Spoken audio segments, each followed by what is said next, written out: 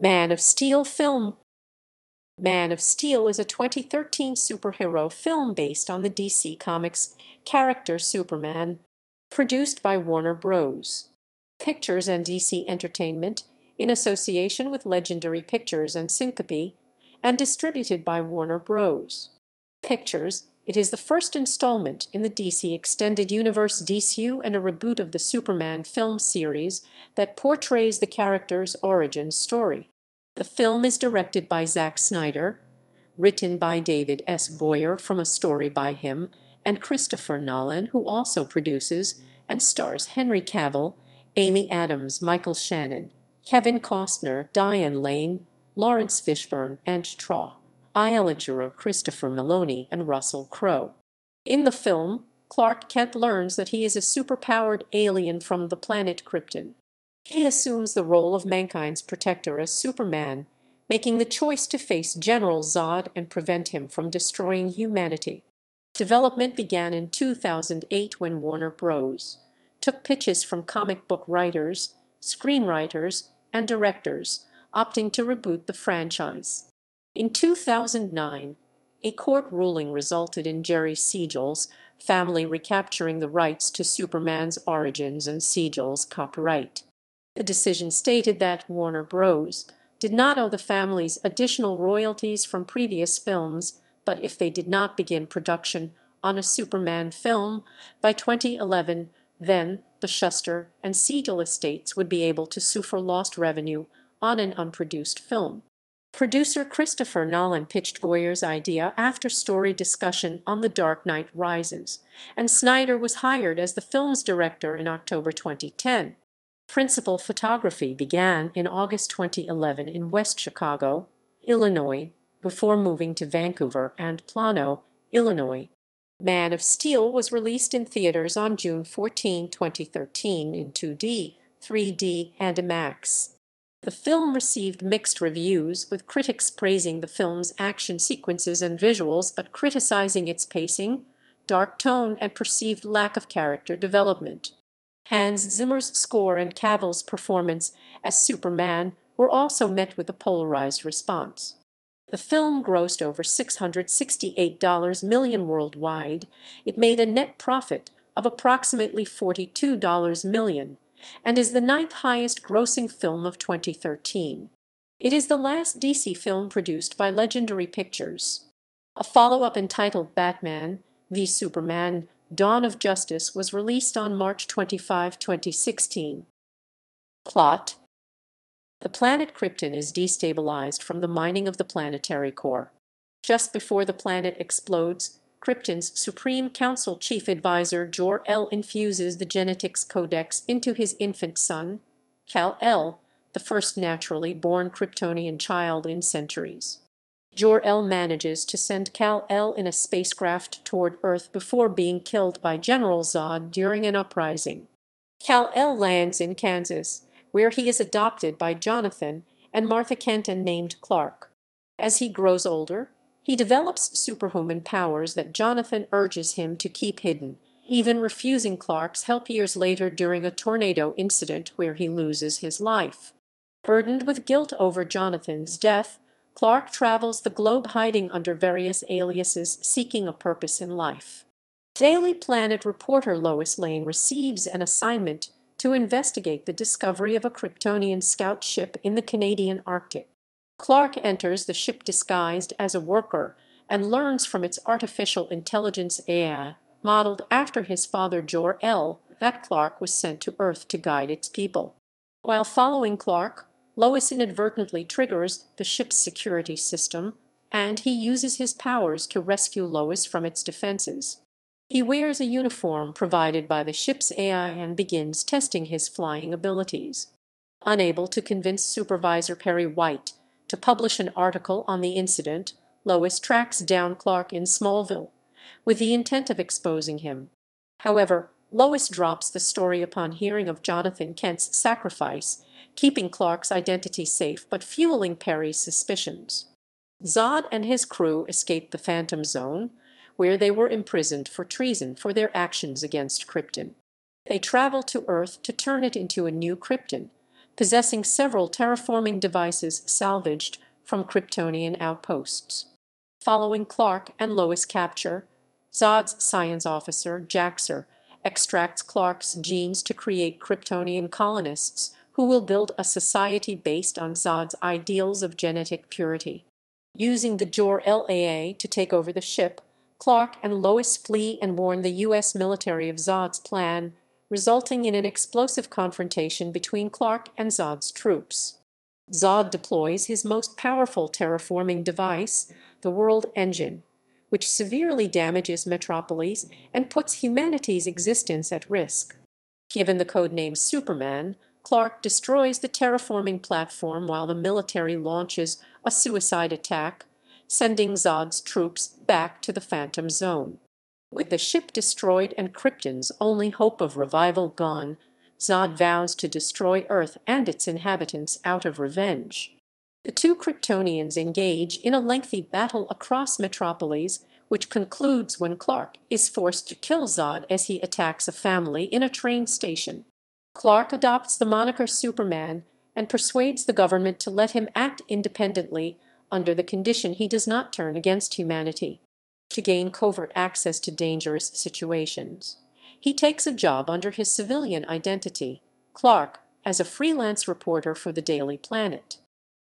Cast: Henry Cavill as Kal-El/Clark Kent, a Kryptonian sent by his parents to Earth as an infant to escape the destruction of his homeworld, Krypton, and raised under the mental guidance of farmers in Smallville, Kansas, until he is inspired by the holographic message from his late father to become Earth's greatest protector.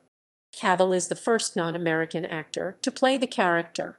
He was previously cast in Superman, Flyby, which was ultimately shelved and was considered for the role in the 2006 film Superman Returns, but lost to Brandon Routh. Cavill stated, "There's a very real story behind the Superman character." He explained that everyone's goal has been to explore the difficulties his character faces as a result of having multiple identities, including his birth name, Kal-El, and his alter ego. Cavill also stated that he's alone and there's no one like him, referring to Superman's vulnerabilities. "That must be incredibly scary and lonely, not to know who you are or what you are and trying to find out what makes sense. Where's your baseline? What do you draw from? Where do you draw a limit with the power you have in itself? That's an incredible weakness." In an interview with Total Film magazine, Cavill stated he had been consuming nearly 5,000 calories a day, training for over 2 hours daily, and plowing protein to pack on the muscle mass. Cooper Timberline was cast as the 9-year-old Clark Kent, and Dylan Sprayberry was cast as the 13-year-old Clark Kent. Amy Adams as Lois Lane, a reporter for the Daily Planet newspaper and the love interest of Clark Kent. Adams was selected from a list of actresses that included Kristen Stewart, Zoe Saldana, Olivia Wilde, and Mila Kunis. "There was a big, giant search for Lois," Snyder said. "For us, it was a big thing and obviously a really important role. We did a lot of auditioning. But we had this meeting with Amy Adams, and after that I just felt she was perfect for it." Adams auditioned for the role 3 times, once for the unproduced Superman, Flyby, and the second time for Superman Returns before landing the current role. Adams was confirmed to play Lois Lane in March 2011. While announcing the role, Snyder said in a statement, "We are excited to announce the casting of Amy Adams, one of the most versatile and respected actresses in films today. Amy has the talent to capture all of the qualities we love about Lois." On portraying Lois Lane, Adams stated that the film would feature a Lois Lane who is an independent, feisty woman, but set in a more identifiable world. Adams said that she has become more of a free-ranging journalist, someone who likes to be hands-on. "The nature of the newspaper business has changed so much. There is so much more pressure." Michael Shannon as General Zod, a Kryptonian general with the same superpowers as Superman, bent on transforming Earth into a new Krypton under his reign. Viggo Mortensen and Daniel Day-Lewis were also considered for the role. Snyder stated, Zod is not only one of Superman's most formidable enemies, but one of the most significant because he has insights into Superman that others don't. Michael is a powerful actor who can project both the intelligence and the malice of the character, making him perfect for the role. When Goyer was asked about why Zod was chosen as the villain, he stated, "The way Christopher Nolan and I have always approached movies as well as you never say, hey, which villain would be cool for this movie? You start with the story first. What kind of story, what kind of theme do you want to tell? So we worked that out. Then, usually the villain becomes us." Snyder explained his reason for his casting the on-screen couple is solely for the realism. "I think the thing you realize when you look at Diane and Kevin, in our decision to cast them so far, you sort of get a sense of how tonally we're looking at the movie, and what you realize is that those guys are serious actors, and we are taking this movie very seriously in terms of the tone of having the." Lane was the first cast member to join the film after Cavill. "This was a very important piece of casting for me because Martha Kent is the woman whose values helped shape the man we know as Superman," Snyder said in the release. "We are thrilled to have Diane in the role because she can convey the wisdom and the wonder of a woman whose son has powers beyond her imagination." Laurence Fishburne as Perry White, editor-in-chief of the Daily Planet and the boss of Lois Lane. Fishburne is the first African-American to play Perry White in a live-action film. Fishburne remarked of his role, "My inspiration really is the late Ed Bradley, who was a CBS correspondent on 60 Minutes for many years. The legendary Ed Bradley was a friend, a mentor, and a role model for me, particularly because he worked in journalism and he was the kind of guy who walked with kings, but he had the common touch. And so he was my." Gal Gadot was offered the role but declined because she was pregnant at that time.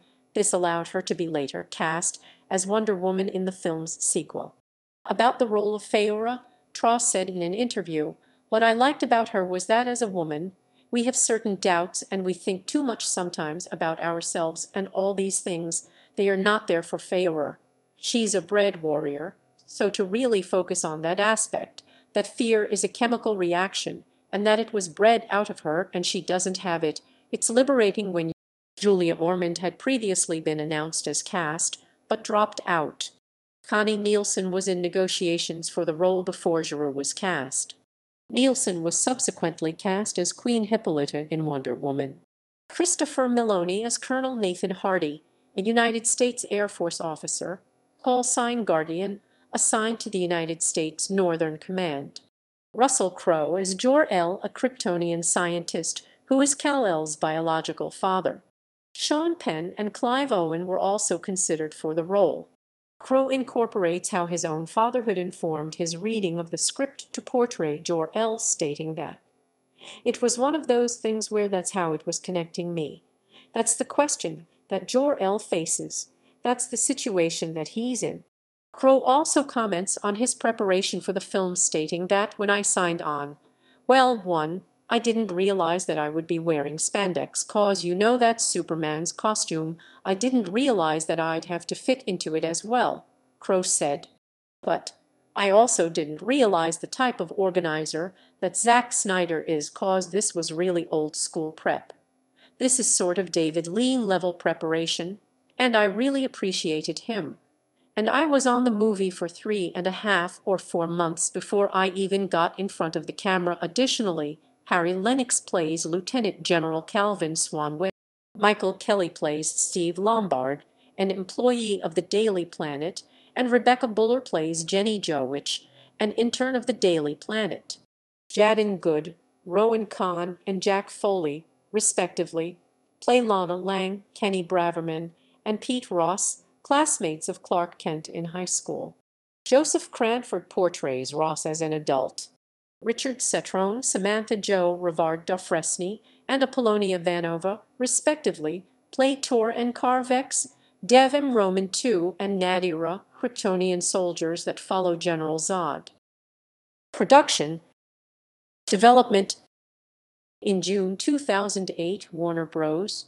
took pitches from comic book writers, screenwriters, and directors on how to successfully reboot the Superman film series. Comic book writers Grant Morrison, Mark Waid, Jeff Johns, and Brad Meltzer were among those who pitched their ideas for a reboot. I told them, it's not that bad. Just treat Superman Returns as the Ang Lee Hulk, Morrison said. Waid said, the Incredible Hulk has proven the audience will forgive you and let you redo the franchise. Morrison's idea was similar to their work on All-Star Superman, while Waid's was akin to Superman, Birthright. Mark Miller, teaming with director Matthew Vaughn, also planned an epic 8-hour Superman trilogy, each installment released a year apart, similar to The Lord of the Rings. Miller compared it to the Godfather trilogy, in which it would chronicle the entire life of Superman, from the early days of Krypton, where little Kal-El witnesses his father's tireless struggle to save the planet, to the finale where Superman loses his powers as the sun starts to go supernova.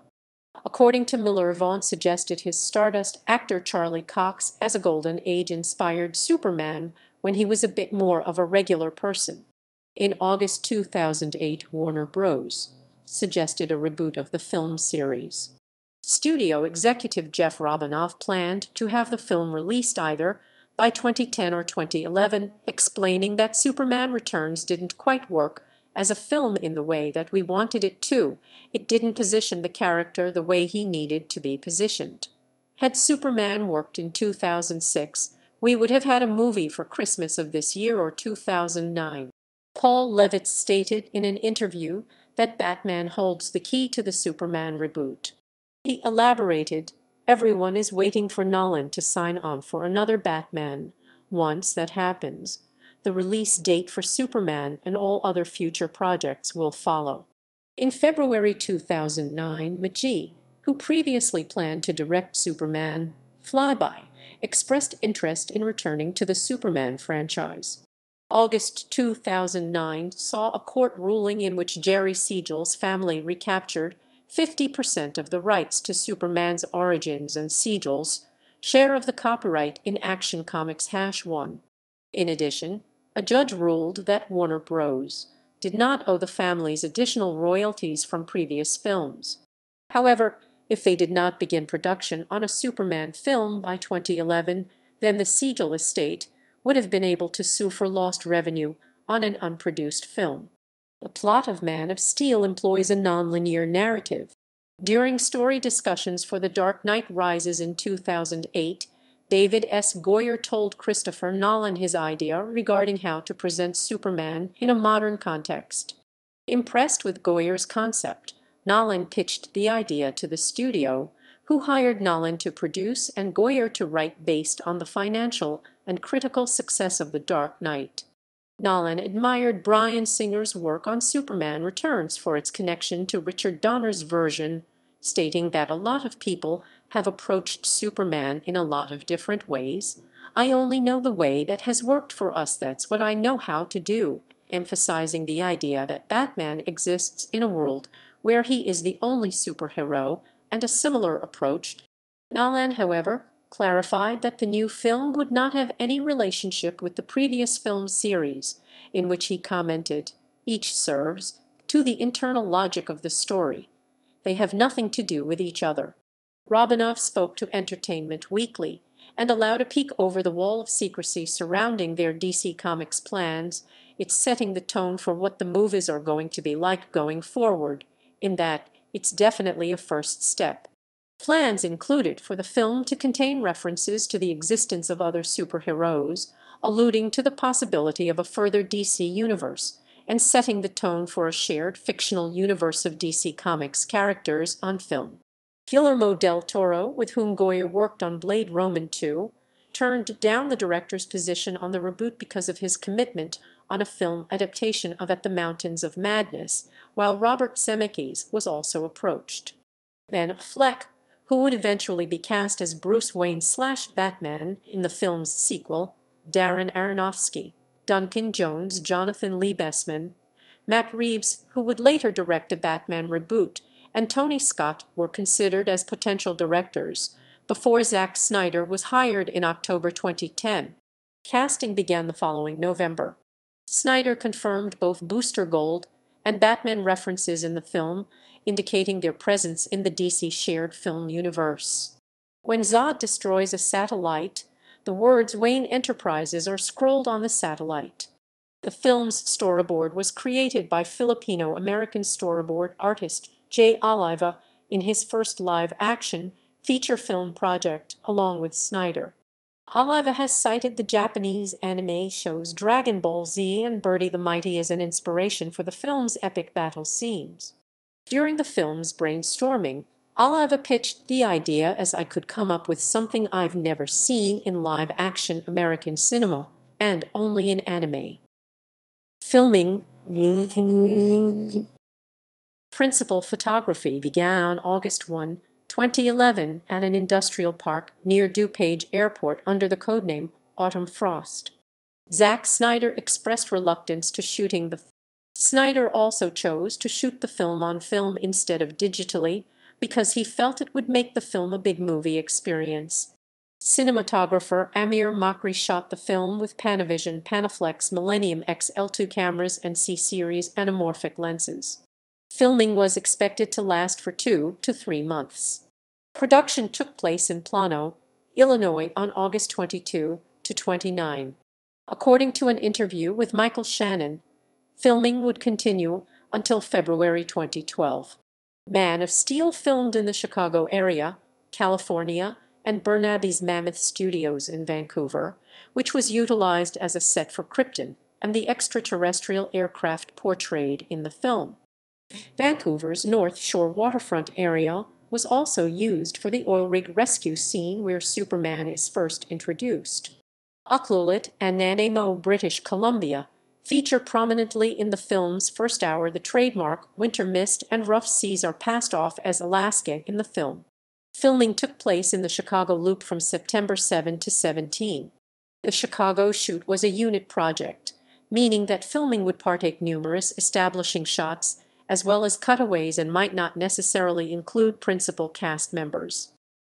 Design. Man of Steel features a redesigned Superman costume by James Aikson and Michael Wilkinson. The costume preserves the color scheme and its logo, but adopts darker tones and notably does not feature the red trunks usually worn by Superman. Zack Snyder said the costume is a modern aesthetic. He and the producers attempted to devise a suit featuring the red trunks, but could not design one that fit into the tone of the film, leading to their removal from the suit.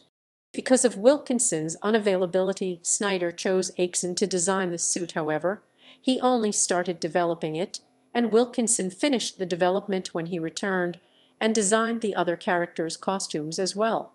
Due to the substantial weight a practical suit would yield, the Kryptonian armor for General Zod was constructed through CGI to allow Shannon freedom of movement. In a March 2014 interview with Esquire, Wilkinson explained the reason for the look of Superman's redesigned suit. A lot of the efforts we took in the film were to explain why the suit looks the way it does. We didn't want it to be a random, ornamental decision. We start the film on the planet of Krypton, which is where the suit comes from, and we go to great pains to show the suit fitting into the culture. All of the people you see on Krypton are wearing this chainmail-like suit, with the same detailing as the Superman suit. Everyone has their family crests on their chests. The cuff and the boot details are shared through all of the different characters we meet on Krypton. So by the time we see Superman in his suit, we understand why it looks the way it looks. Effects. John D.J. Disjardin served as the visual supervisor for Man of Steel, with Wetted Digital, MPC, and Double Negative providing the visual effects for the film. Zack Snyder wanted the film to appear very natural because there's some very fantastical things in there, and he wanted people to suspend their disbelief. And we, the visual effects team, had to make it as easy as possible for them to do so. Disjardin noted that the intent in shooting the film was to utilize handheld devices to make the film feel like a documentary-style film. Disjardin said, "We had to think about what that would mean, since we also had to photograph some crazy action.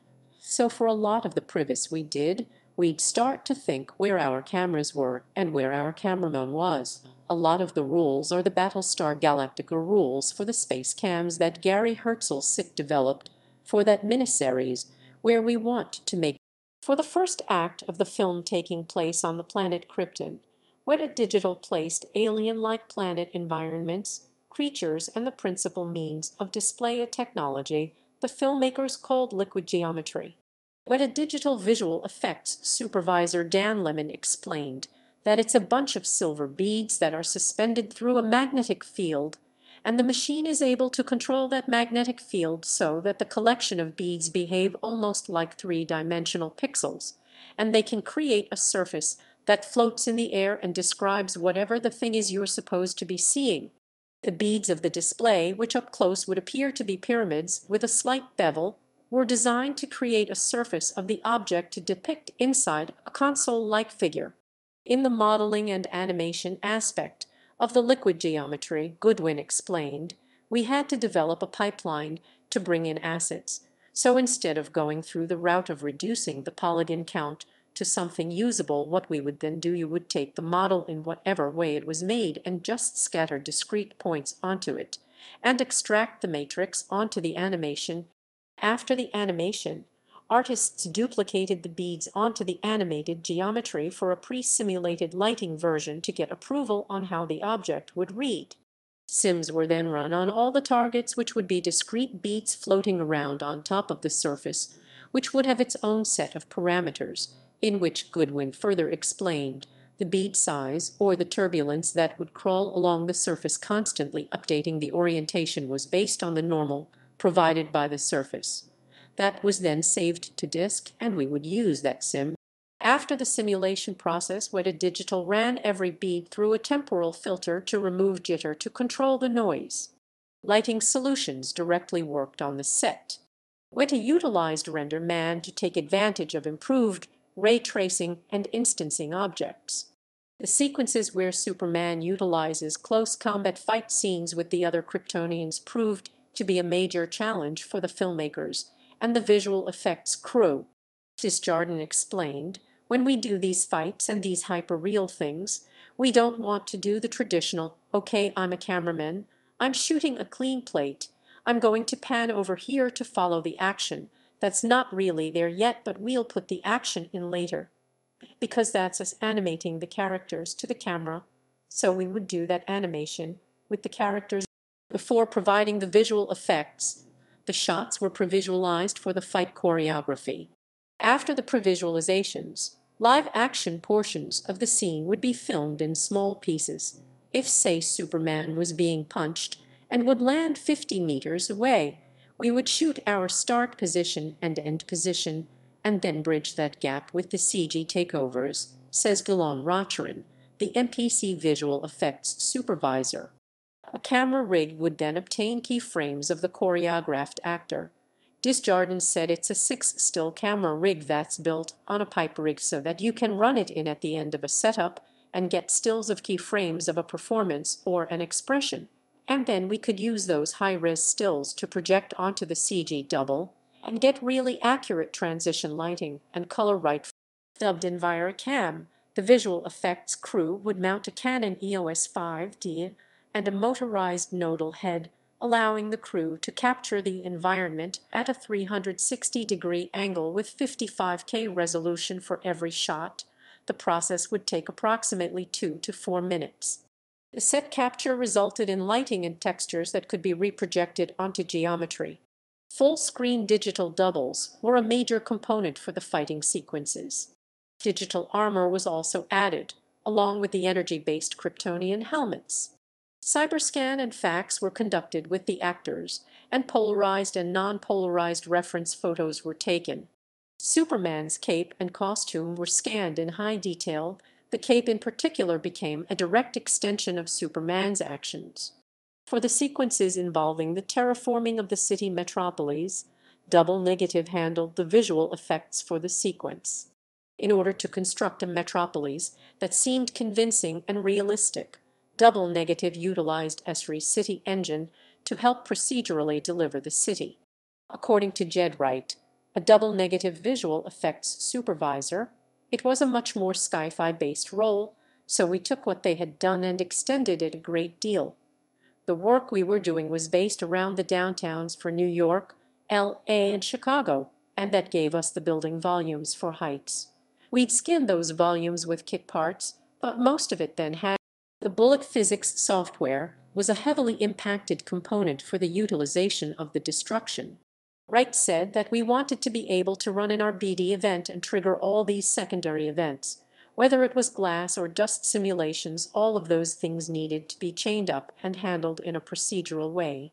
One of the advantages of this was that, because it was all based around a limited number of input components, you can make sure they are modeled in a way they are usable in effects. You can model sun, fire, smoke, and water stimulation tools were developed at the Double Negative Studio. The studio transitioned between the existing proprietary volume rendering software to rendering in Mantra for elements such as fireball sims. Double Negative also used the in-house Fluids tool Squirt to handle larger scale sims and interaction for more tightly coupled volumes and particles. Regarding the battle between Superman and Zod, Double Negative implemented real photography onto its digital doubles. Music. Hans Zimmer initially denied popular rumors that he would be composing the film's score, but in June 2012, it was confirmed that Zimmer would, in fact, be doing so after all. To completely distinguish Man of Steel from the previous films, the iconic Superman March by John Williams was not used. Hans Zimmer's soundtrack for Man of Steel was released publicly on June 11, 2013. An unofficial rip of the musical score from the third trailer, entitled An Ideal of Hope, confirmed to be a cut-down version of the track What Are You Going to Do When You Are Not Saving the World, was released on April 19. In late April, the official track listing of the 2-CD deluxe edition was revealed. Themes. Many reviewers interpreted Man of Steel as a religious allegory, especially since Warner Bros. Set up a website that contains a 9-page pamphlet entitled Jesus, the Original Superhero. Justin Craig compares Kal-El's struggle to the Passion of Christ, stating that Kal-El is more than willing to sacrifice himself to save the people of Earth. Originally reluctant to reveal his identity and powers to the world, Superman decides to turn himself over to Zod to save humanity from annihilation. Craig also states that there is an allegory to the Trinity within Man of Steel.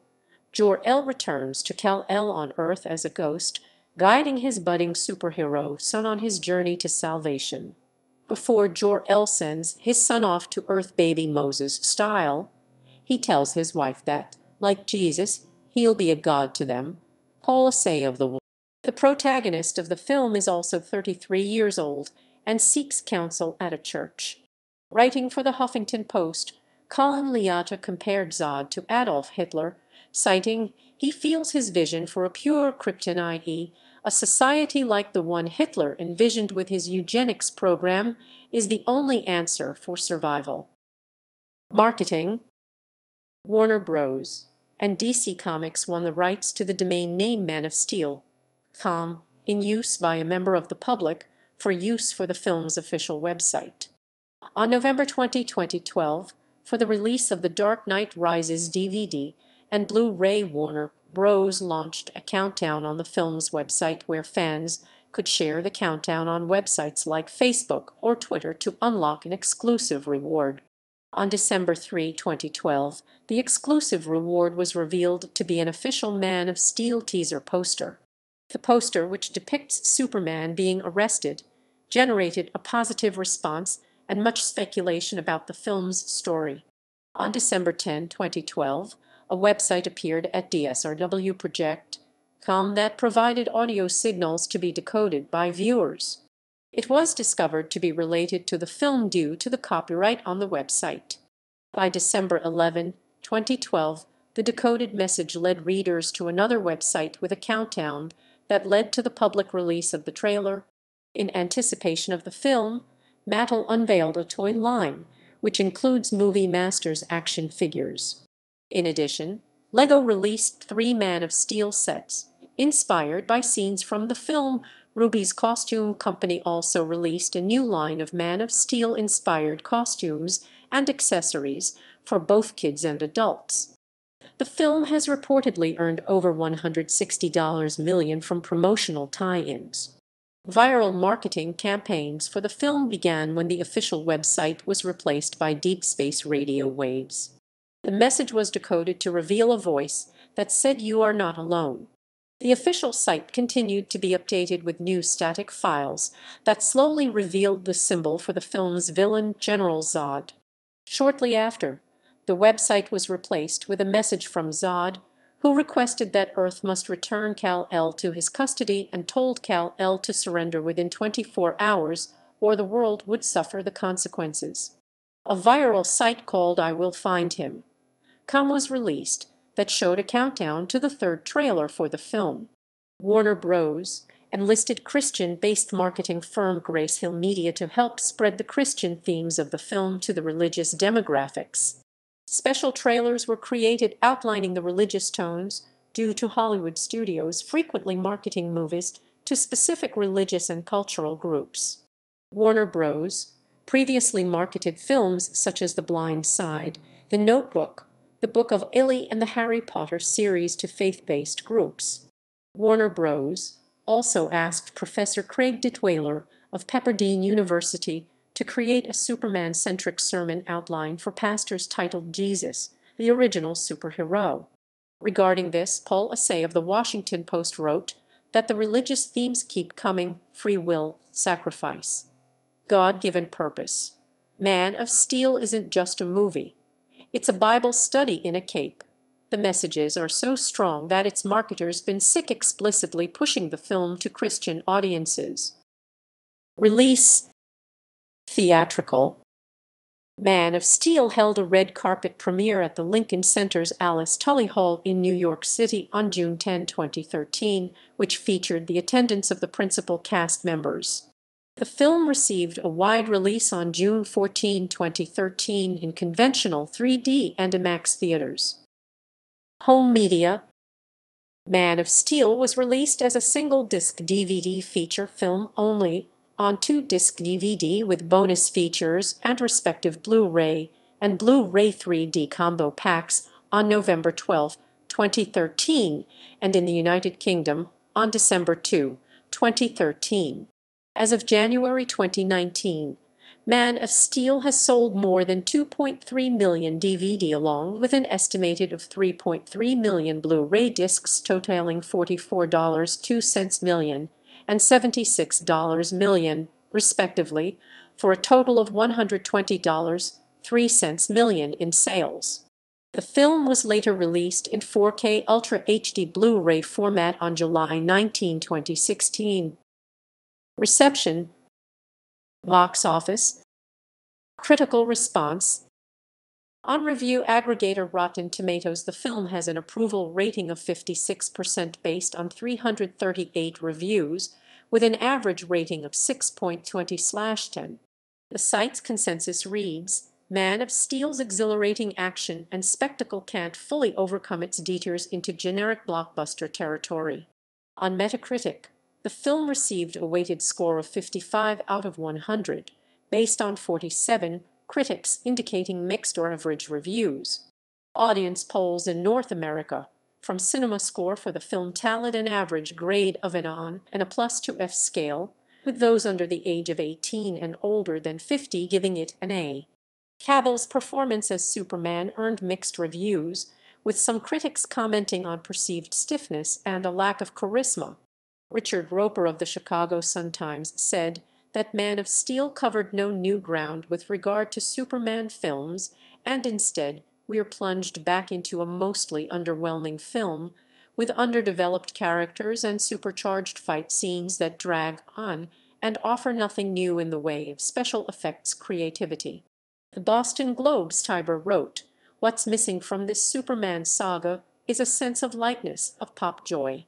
The Washington Post's and Hornaday stated that with Hans Zimmer's turgid, overproduced score, the film is an exceptionally unpleasant viewing experience.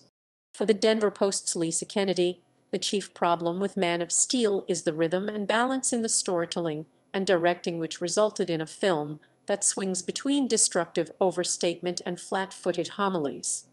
Kofi Outlaw, editor-in-chief at Screen Rant, gave Man of Steel a 4 out of -5-star review, stating that Man of Steel has more than earned its. He would go on to name Man of Steel the best superhero movie of 2013.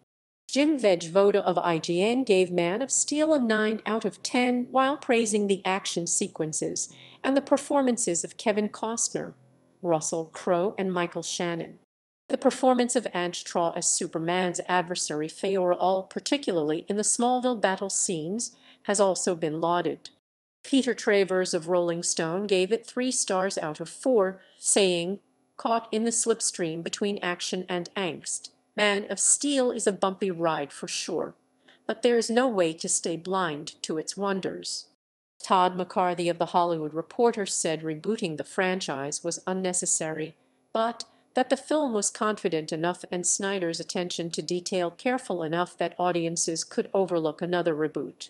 Pop Matters journalist J.C. Masick Roman III wrote, "The path of this flawed savior isn't quite the one that we have been led to expect, and many fans will love that, and many fans will decry its comic book divergent choices." On the other hand, barring Lois Lane's own knowledge of the dual nature of Clark and Superman, thus depriving one of fiction's greatest reveals, Steve Persall of the Tampa Bay Times stated that Man of Steel is more than just Avengers-sized escapism, it's an artistic introduction to a movie superhero we only thought we knew. Time magazine's Richard Corliss said, "The movie finds its true, lofty footing not when it displays Kal-El's extraordinary powers, but when it dramatizes Clark Kent's roiling humanity. The super part of Man of Steel is just okay, but the man part is super." In a review on Roger Ebert's website, Matt Zoller Seitz awarded the film 3 out of 4 stars, calling it an astonishing movie and praising the conflict between Clark and Zod. But he criticized the film for not having more personal and intimate moments between Clark and Lois. In 2014, Empire ranked Man of Steel the 286th greatest film ever made on their list of the 301 greatest movies of all time as voted by the magazine's readers. Speaking to Fox Business Channel, Bree Drake, senior editor of Rotten Tomatoes, expressed dismay over the critical reception, stating, "As much as I love and respect our critics at Rotten Tomatoes, I've got to say I am shocked." Those who enjoyed it include Jeff Parker, Heidi MacDonald, Ethan Van Sciver, Christos Gage, and former Superman writer Dan Jurgens. Among its detractors were Joe Keatinge, Sean McKeever, Gabriel Hardman, and Mark Waid. MacDonald praised the film's action, drama, and leads Henry Cavill and Amy Adams. Van Sciver singled out Cavill in particular for praise. Gage called it the best Superman film since 1980's Superman Roman II. Hardman said that he liked a lot of the mechanics but did not connect with the characters, which robbed the story of tension. Waid, who wrote the origin miniseries Superman, Birthright, criticized the film for its overall joyless tone and for Superman's decision to kill Zod, a criticism echoed by other creators. Writer Grant Morrison, who wrote the critically acclaimed miniseries All-Star Superman, expressed mixed reaction to the film, saying that while they kinda liked it and kinda didn't, it did not present anything new, as they would have preferred a second-act type story with Lex Luthor instead of re-establishing the character by presenting information Morrison is already familiar. Morrison also questioned the need for a superhero to kill, as did artist Neil Adams.